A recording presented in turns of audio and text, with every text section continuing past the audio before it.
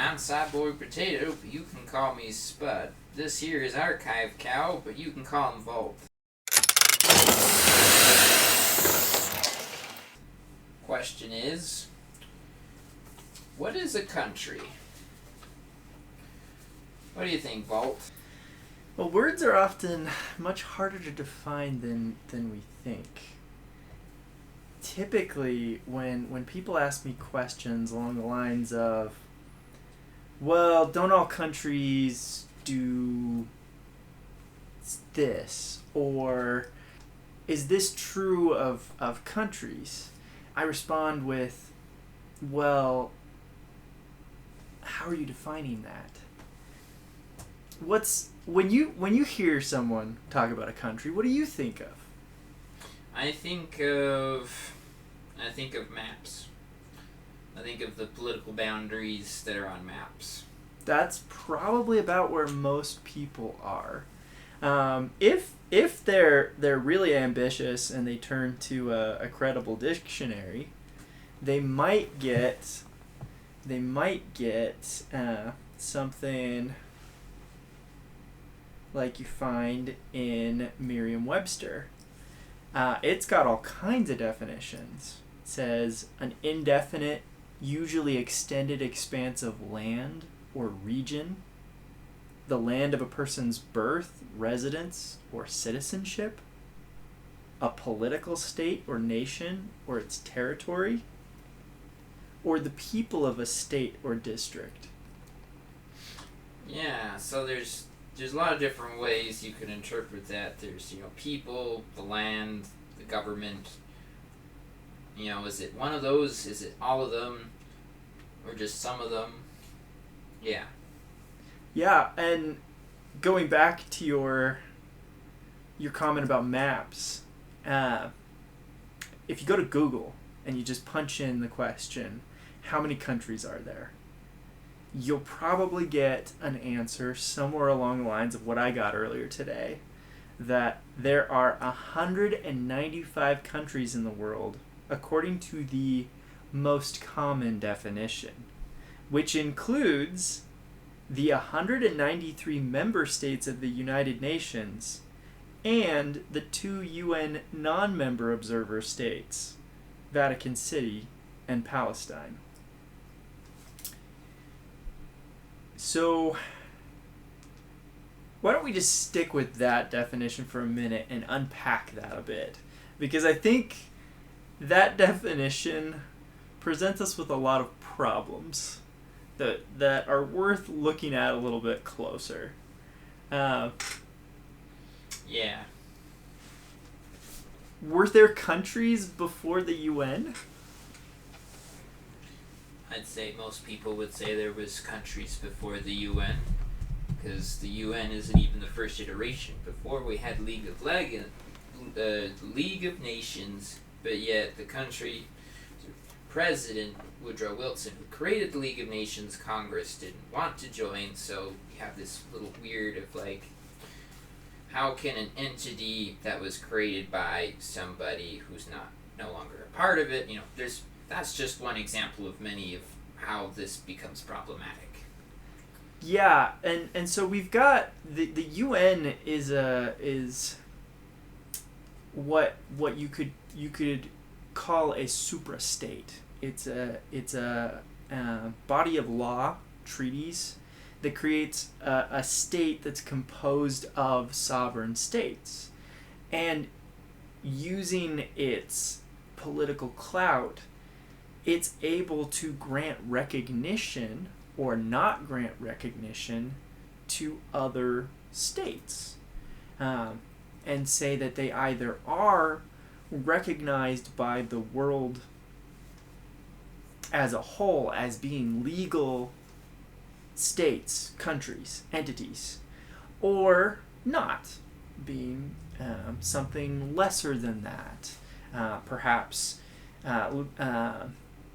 semi-autonomous states that are in free association. You see a few of those that are associated with New Zealand, but they govern themselves, like the Cook Islands. But then you also run into micronations that have full self-governance, and yet they exist within a space that's claimed by a UN member state. Like Greenland.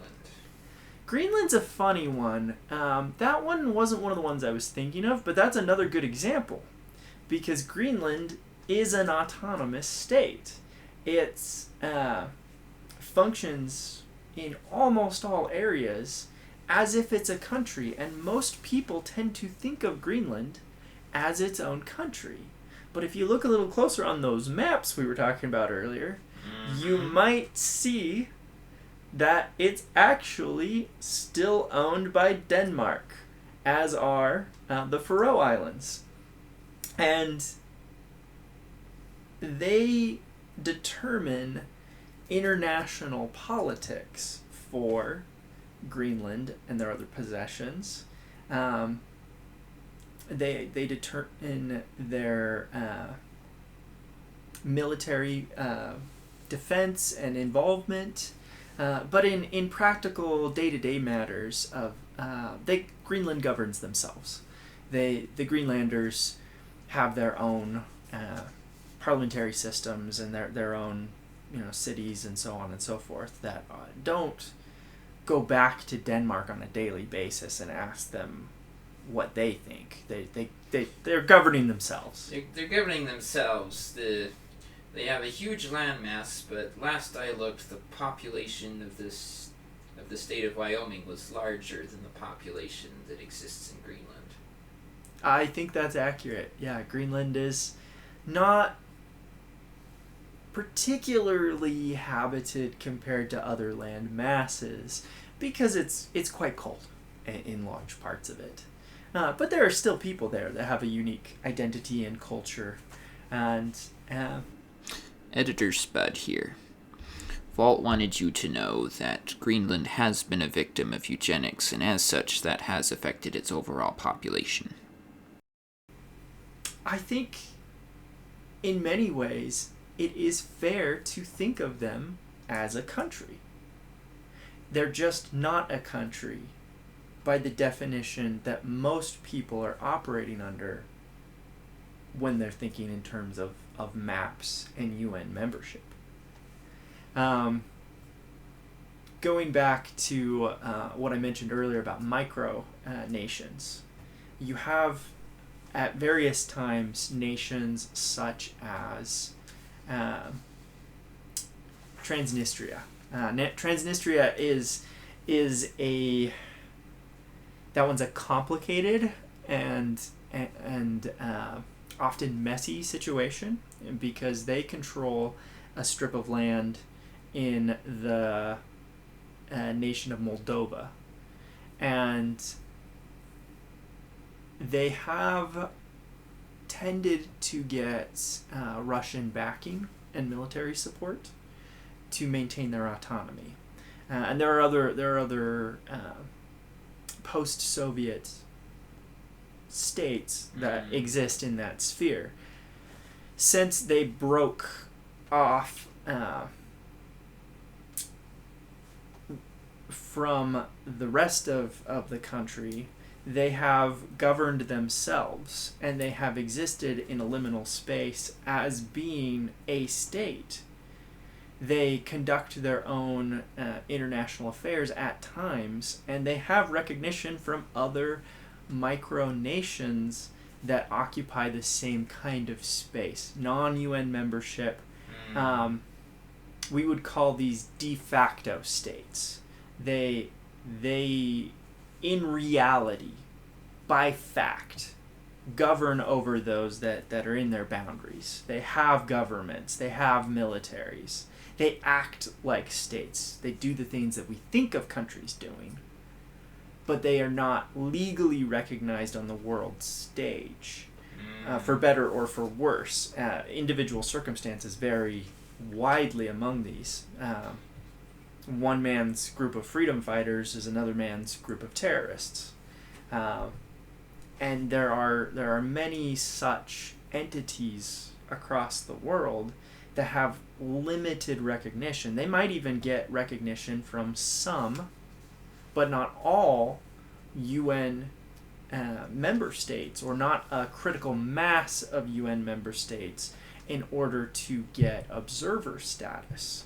Because some of these, like what we commonly refer to as Taiwan, also known as the Republic of China, this has been going on for them for quite some time. They're a really good example. They control a fair amount of territory. They operate as a country the way we think of it, and many people think of Taiwan as being a distinct country. That does not include those in the People's Republic of China, which still insist that the territories controlled by the Republic of China, or what we commonly refer to as Taiwan, are part of their core territories, and they lay claim on them. And because they're in the state of a civil war that has been stalemated for has probably been some 80 years or more, but they don't recognize each other as being legitimate governments of China. And so the Republic of China lost its UN seat, even though it was a founding member, because most countries, not all, but most countries shifted their recognition to the People's Republic of China. So the People's Republic of China is the government that represents the Chinese people in the UN. Taiwan has attempted at various times to get more recognition at the UN, and they certainly have a presence there. They participate and make petitions to the UN, but they don't have that full UN membership the way that other states do. And that brings up other questions with Taiwan, because the Republic of China's government as a whole has fundamentally changed multiple times. It used to be, I forget what the old leader was before it kind of got condensed and, in a way, exiled to Taiwan. And then eventually it emerged as a democracy. Yeah, and governments do change frequently. That's a whole nother question that there's no way we can cover adequately in this kind of a setting, but it's often something that I ponder and I think about, and I drive people crazy because I ask them these kinds of questions. But when exactly did the countries that we think of come into existence? Mm-hmm.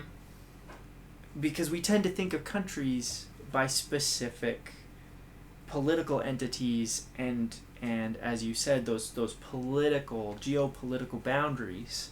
So so it's like, we've mentioned de facto, which is matter of fact, but when we talked about the UN, we mentioned de jure, or by law. Yeah. And so you have these questions of, when does the colonies of Britain become the United States officially? Or when does the UK, or the United Kingdom, officially become the United Kingdom? When's that transition is probably a little more, it's more of a transition rather than an event, I think. Yeah, and there have been, this is a complex way to think of it, and the problem is, in our day-to-day life, we don't really like complexity. We have to find a way to think in a way that we can function. And so it's difficult to have to always stop and say, well, there have been multiple UKs, because the current UK is the United Kingdoms of Great Britain and Northern Ireland.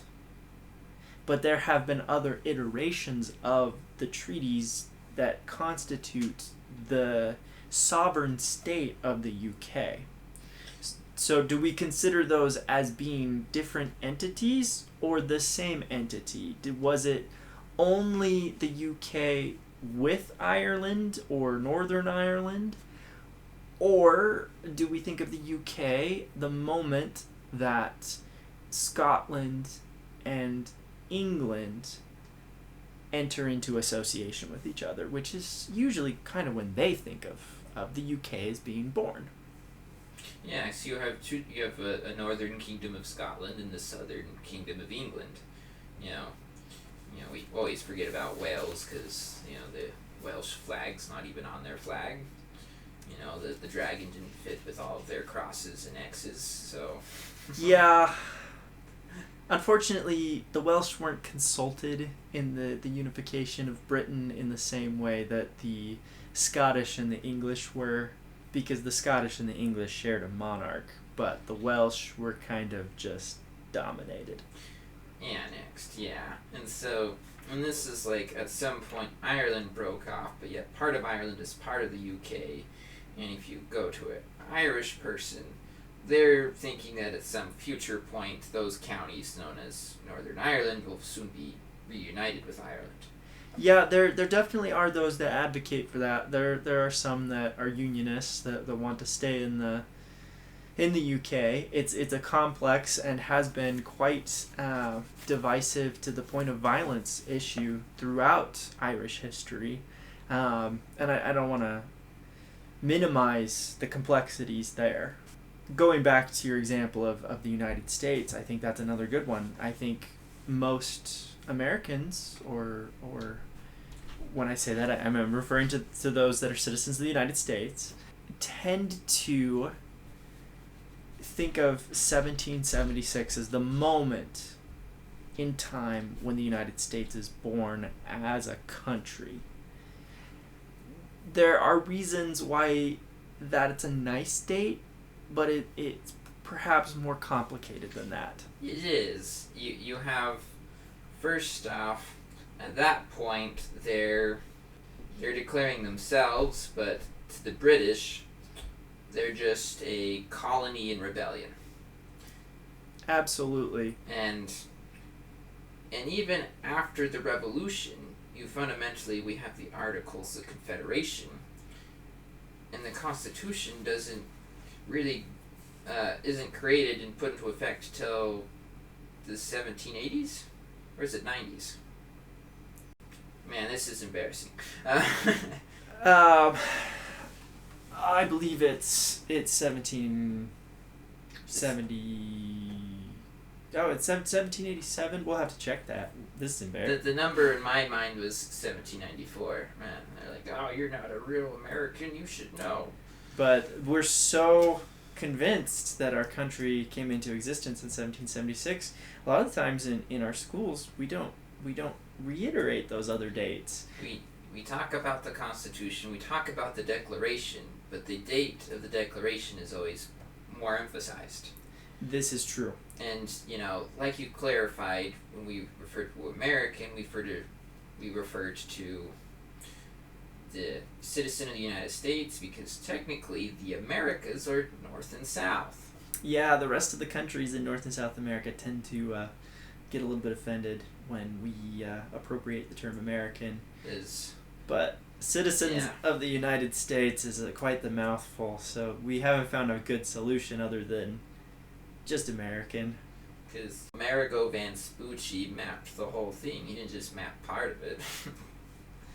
So yeah, I mean, where do we put the date of when it becomes a country? Do we start with the moment that it declares itself a country? If we start there, then there are a lot of countries in the world that aren't on our maps. Or do we go with the moment that there is international recognition, the Treaty of Paris? That's certainly what a lot of people would choose, even though that's not the date that most Americans think of. But then it gets more complicated. We could go with the date that our current government comes into existence. The Constitution is a logical place, because often governments have distinct boundaries. But then you also have, when was it that we gained the current boundaries that we have? And do we even know what the exact boundaries of our country are. Are we including the territories or are we excluding the territories? And if we exclude the territories, and this is true of all countries, then for those that are in those territories, what country do they belong to? Or are they their own countries? Mm-hmm. So you start to get into all of these kinds of questions that our definitions are a little squishy at times. It really is. I just barely looked up, so the Constitution was 1789. Okay, was that the ratification date? Ooh, that Or is a good the question. written date? I mean, I suppose they're not that far off. Written in 1787. Okay, so the date I gave you earlier, 87 is the date that they finish it. Ratified in 1788, and in operation since 1789. Okay, yeah. So, you have written, ratified, and operation. Everything is there's so many little things you could pick with just like, when is the Constitution? That is true. I mean, there are kind of three main points that people look to with the Constitution, or four, I should say. There's the moment that it's finished, that the delegation gets done with it, that it goes from being part of the Constitution Convention to then going to the states for ratification. There's the first state to ratify it. That doesn't make it legal, but certainly it was a big deal for Delaware. And then you have a critical mass of states that are needed for it to legally apply. Mm-hmm. But then you still need buy-in from those other states that are operating under the Articles of Confederacy. Otherwise, the nation's not going to be viable. And so then they have to get those remaining states to convert over from the Articles of Confederacy to the new Constitution. And so you have a transition period where you have the Constitution is enacted, but the Confederacy Congress is still meeting. Yeah, because you have this transition of things are operating, and we can't just up and stop and immediately insert this like a SD card. It doesn't work that way. Implementation of things takes time. So yeah, there's so much that could be said on this topic. We could go on, and there's so many cases, individual cases that are so very interesting, and states come in and out of existence all the time. There are constantly forces that are vying to create their own states, and sometimes they're successful. I think an example of what could be considered a successful creation of a state, at least in some terms, would be South Sudan. It's one of the most recent to gain UN recognition, and it appears on the maps. There have been other states that have failed. An example is the Republic of Artsakh, and I'm sure I'm saying that wrong. I'm not Armenian, but if you're an Azerbaijani, then or part of the broader Islamic world, you know of the same territory as it's a mouthful. Let's see if I can remember how to say it. I probably can't. Nagorno-Karabakh, and I'm sure I'm saying that wrong. It's been a long time since I've tried to pronounce that. It was a very small Armenian enclave within Azerbaijan that had interactions with these other micronations. It had defense pact with Armenia, which is also quite small, but its fellow Armenians didn't necessarily want it to be independent. They wanted it to be part of them. And so it operated in a very strange and difficult place for a while as a de facto state. with ongoing conflicts, the Armenians and the Azerbaijanis are often in armed conflict. There are various reasons for that. But recently, the Republic of Artsakh lost a dramatic war that the Russians were supposed to be peacekeeping in. And functionally, their state ceased to exist. They were told not only to demilitarize, but also to decommission their parliamentary structures. And so they would be an example of a failed state, or you could say. And like you said before, there's so many different things we could discuss more of. More complexities to the United States, there's more complexity to the UK, etc. But perhaps we'll have to save that for another time. That's probably for the best. But for now, this has been What is a Country?